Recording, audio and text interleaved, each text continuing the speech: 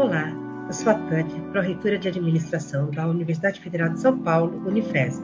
Estou aqui para falar um pouco sobre o orçamento. De onde vem o orçamento da Unifesp?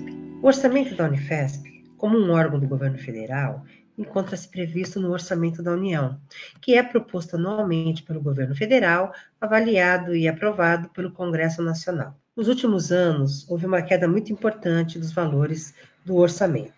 Para se ter uma ideia, tivemos uma diminuição de cerca de 70% nos orçamentos chamados de investimento, que são aqueles orçamentos destinados a obras, reformas, aquisição de equipamentos, entre outros.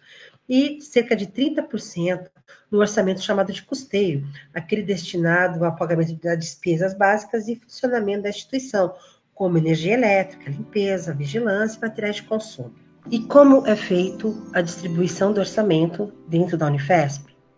Internamente, o orçamento da universidade é distribuído e descentralizado para execução nos seus campi. Os critérios utilizados são aqueles definidos pelo Conselho Universitário, que é o órgão máximo da instituição. Por exemplo, em 2018, o orçamento foi distribuído a partir dos indicadores previstos na matriz Andifes, a chamada matriz de orçamento da Andifes.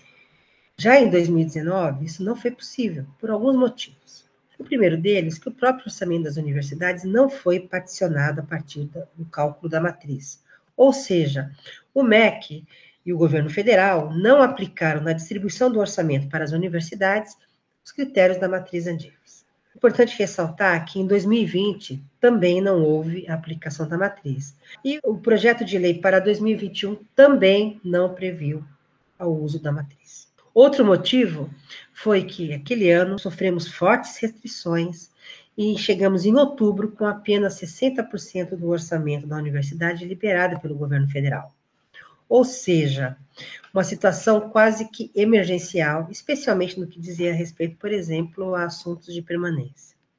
Naquele momento, o grupo de trabalho de orçamento da universidade, que é formado pelos diretores administrativos de todos os campos e a pró-reitoria de administração, em conjunto com os diretores acadêmicos dos campi, elaboraram uma proposta que foi submetida e aprovada pelo Conselho Universitário, que criou, então, critérios para serem distribuídos os orçamentos baseados na essencialidade e nas prioridades de cada unidade. E o orçamento é descentralizado, os campi têm autonomia para gerenciar esse orçamento. Cada unidade é autônoma para executar o seu orçamento. Cada campus utiliza formas diferentes para tratar o seu orçamento, para priorizar o seu orçamento. Algumas unidades tratam isso diretamente na congregação, outras possuem comitês locais de orçamento que discutem e encaminham propostas para a sua congregação.